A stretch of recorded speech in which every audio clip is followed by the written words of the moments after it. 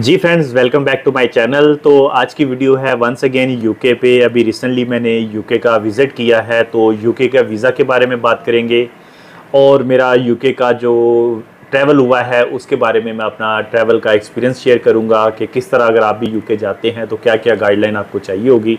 UK का अगर आपको वीज़ा मिल जाता है तो उसके बाद अगर आपने ट्रैवल करना है तो आपको क्या क्या डॉक्यूमेंट साथ लेके जाने चाहिए, इमिग्रेशन पे क्या क्वेश्चन होते हैं, और सिटी में या विद इन द यूके अगर आप ट्रैवल करते हो तो क्या बेस्ट ऑप्शंस रहेंगे। तो आपसे रिक्वेस्ट है वीडियो को पूरा देखें ताकि पूरी इन्फॉर्मेशन आपको मिल सके। यूके का वीज़ा अगर आपने अप्लाई करना है तो दोस्तों सिंपल डॉक्यूमेंटेशन आपको पता है कि पासपोर्ट, वीज़ा, आईडी, फोटो, एक एनओसी लेटर, लास्ट 6 मंथ की बैंक स्टेटमेंट चाहिए होती है। और यूके का वीज़ा आपको पता है कि नॉर्मली ये बैंक स्टेटमेंट पे ही मिलता है और आपकी बैंक स्टेटमेंट जो है वो प्रॉपर बनी होनी चाहिए।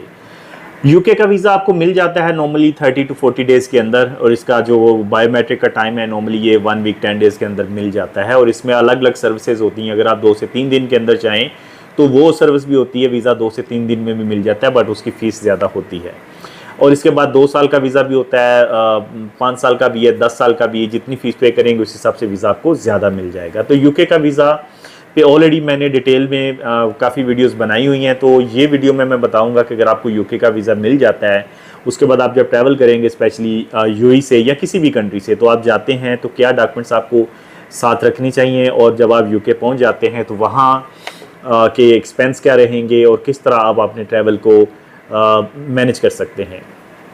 तो दोस्तों यूके का वीज़ा जब मिल जाता है तो ये आपको पता है कि मिनिमम ये 6 मंथ की वैलिडिटी होती है। 6 मंथ मल्टीपल एंट्री वीज़ा होता है और अप टू 6 मंथ आप वहाँ स्टे भी कर सकते हैं।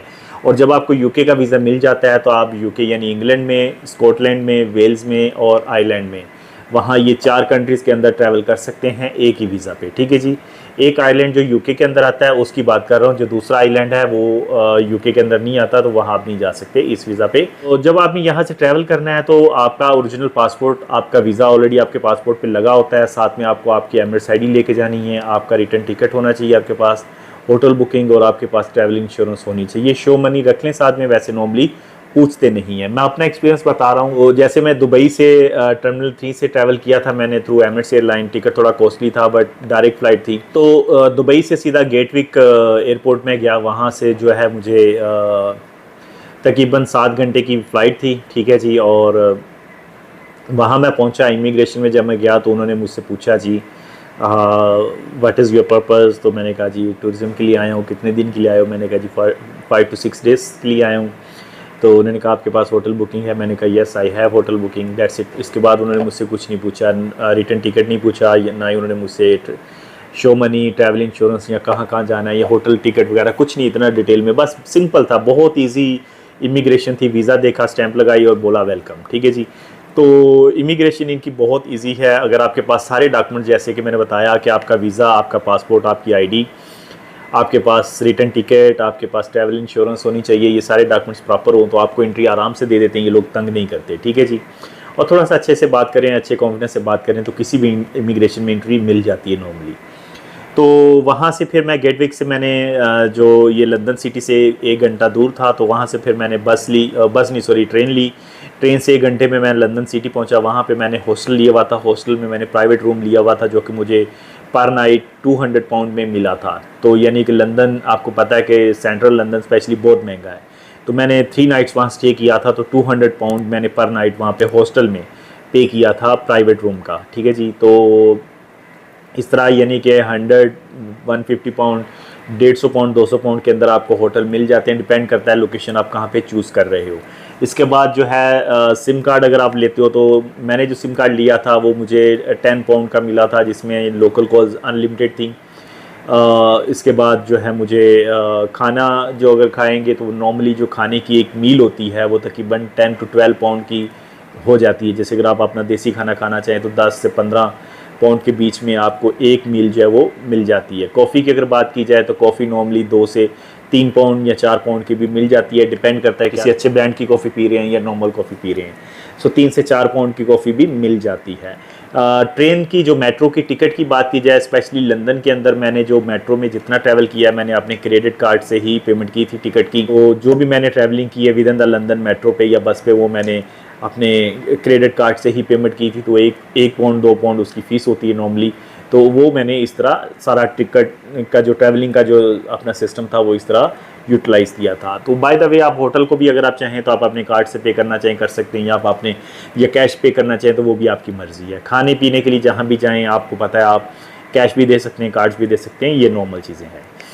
ओवरऑल मेरा एक्सपीरियंस बड़ा अच्छा रहा है। लंदन में तकरीबन 3 नाइट्स रुका था और मैंने लंदन के अंदर मेन जो अट्रैक्शन थी सारी जो है मैंने विज़िट की। अभी आप वहाँ जाओ 3-4 दिन के लिए आई थिंक सो ईज़िली आप लंदन को एक्सप्लोर कर सकते हो। फिर वहाँ से मैंने फ्लैक्स बस ली थी और वहाँ से मैं गया सीधा मैनचेस्टर। तकरीबन मुझे 5 से 6 घंटे लगे थे।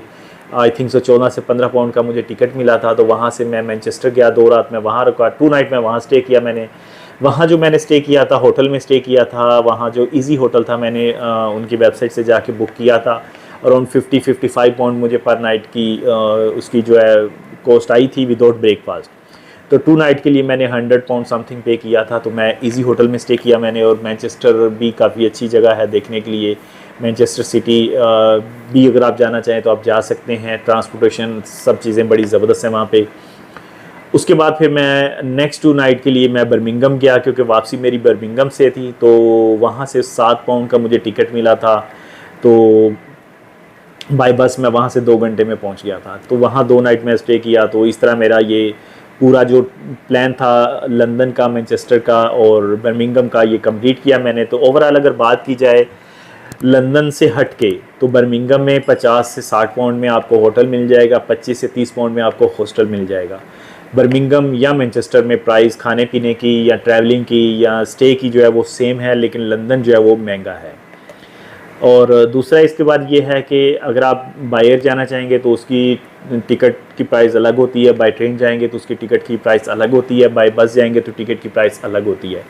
ओमियो एप्लीकेशन मैंने यूज़ की थी, आपको मैं यहाँ दे दूँगा, डिस्क्रिप्शन में भी चेक कर लीजिएगा। ओमियो एप्लीकेशन होती है जब भी आप यूके जाएं या यूरोप जाएं, ठीक है, तो वो एक एप्लीकेशन आप डाउनलोड कर लें। उसके थ्रू आपको बस का, ट्रेन का, एयरलाइन का टिकट मुनासिब प्राइस में मिल जाता है। और कोशिश किया करें कि जब भी आपने ट्रैवल करना होता है तो आपका टिकट 2 से 3 दिन पहले आप बुक कर लें, तो उसमें आपको काफ़ी डिस्काउंट प्राइस मिल जाती है। अगर सेम डे आप बुक करेंगे तो थोड़ा सा कॉस्टली मिलता है।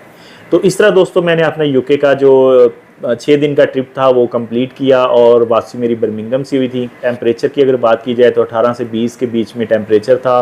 दोपहर के टाइम जब धूप निकलती थी तो थोड़ी गर्मी लगती थी, अदरवाइज़ नॉर्मल मौसम था, अच्छा था।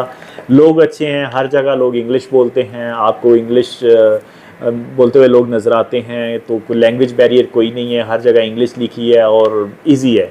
तो खाने की अगर बात की जाए तो आप वहाँ पे अपने जो है देसी रेस्टोरेंट पे जाएंगे तो थोड़ा सा खाना महंगा मिलता है, अदरवाइज़ आप सुपर मार्केट्स वगैरह से भी हॉट मील्स मिलती हैं या कोल्ड मील्स मिलती हैं, वो लेके गर्म करके भी खा सकते हैं।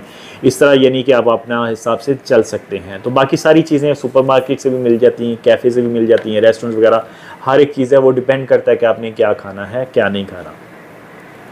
तो रहने की कॉस्ट, ये सारी चीज़ अगर मैं बात करूं, ओवरऑल मेरा जो ट्रैवल कॉस्ट आई है यानी टिकट को मिला के, होटल को मिला के, घूमना फिरना, शॉपिंग सारी मिला के 8 से 8,500 दिरहम का मेरा टोटल एक्सपेंस आए हैं।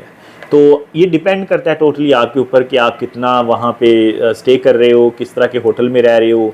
तो दोस्तों ये कुछ अपडेट थी यूके वीज़ा के बारे में या यूके ट्रैवल के बारे में। एक चीज़ मैं और आपको बताना चाह रहा हूँ कि स्पेशली अगर आप यूके जाते हो या यूरोप जाते हो तो आपका जो डे है वो अर्ली स्टार्ट करें, लाइक 9-9:30 तक आपका ट्रैवल स्टार्ट कर लिया करें और रात को यानी इवनिंग में आप जल्दी वापस आपके होटल में या हॉस्टल में या अपने घर में आ जाया करें, क्योंकि लेट नाइट स्पेशली यूरोप में सेफ़ नहीं है। अगर आप अकेले हो तो कोशिश करें कि मैक्सिमम 10 बजे तक आप बाहर रहें, उसके बाद आप वापस आ जाएँ, थोड़ा सा रिस्की हो सकता है। तो ये कुछ ट्रैवल गाइड थी यूके के हवाले से दोस्तों। अगर आपको यूके का वीज़ा अप्लाई करना है या मज़ीद इसके अलावा आपको यूके की कोई भी गाइडलाइन चाहिए तो आप मुझे कॉल कर सकते हैं या मेरे ऑफिस आ सकते हैं या कमेंट्स में भी पूछ सकते हैं। Thank you very much for watching the video दोस्तों। फिर मिलते हैं नेक्स्ट वीडियो में नए टॉपिक पे।